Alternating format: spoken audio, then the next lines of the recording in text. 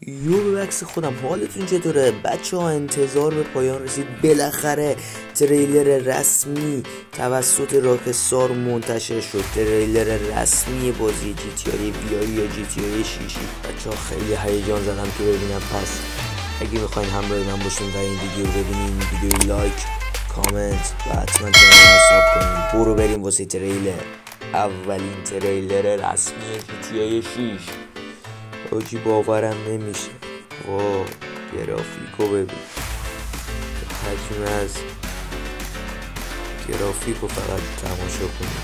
گرافیکو با بیشتر کمتر حرف میزنم که بتونید این تریلر فوق‌العاده رو ببینید.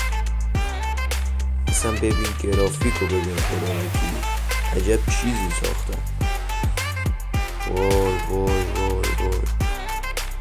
مپ بازی میگن 3 برابر جی تی آی وی هستش مپ این بازی.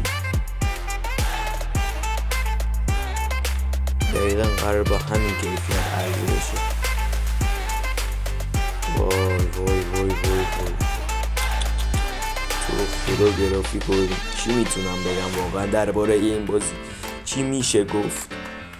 فقط گرافیکو ببین دیگه، من چیزی نمیگم، فقط گرافیکو ببین. وای وای وای.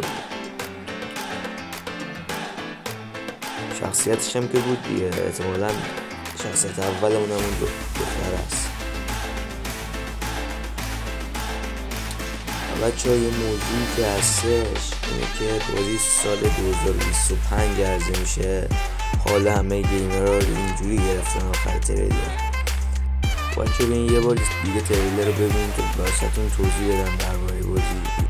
خب همونطور که بهتون گفتم بازی قرار سال 2025 عرضه بشه و این واقعا اعصاب همه گیمرها رو خورد کرده، ولی با این گرافیکی که داره واقعا ارزش ثبت کردن و داره. تا اون موقع بیاد بخرید، دانلود کنید یا هر جوری که میتونید، بالاخره این بازی رو ما انجام خواهیم داد. و کاراکترام فعلا همون دوتا کاراکتر دیگه ای تایید نشده، فقط همون دوتا کاراکتر که یه مرد و یه زن هستش قابل بازی هستن. فعلا کاراکتر دیگه ای در دسترس نیست. حجمش هم که بهتون گفته بودم احتمالا همون بین 130 تا 160 یا تا 170 هم امکان داره این بازی حجمش باشه. و دیگه با چنین گرافیکی واقعا دارم میگم ارزش داره که ما حداقل 1 سال یا 2 سال رو صبر کنیم. ولی حالا حالگیری بود دیگه، میتونست امسال هم بیاد. اینجا میگفتن کارا تموم شده، فلان شده، بیسار شده، ولی هنوز نیومد و این واقعا عجیبه.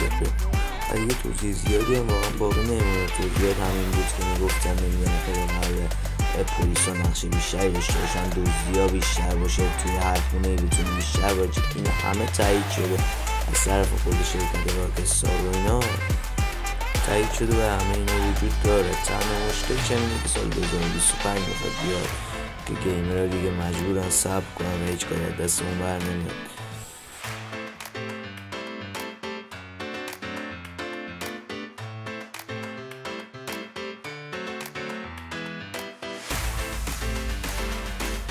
اونها هم از این تریلر فوق‌العاده بی‌نصیب نمونن. پس دوستان گلم تا یه ویدیو دیگه فعلا پیس اوت.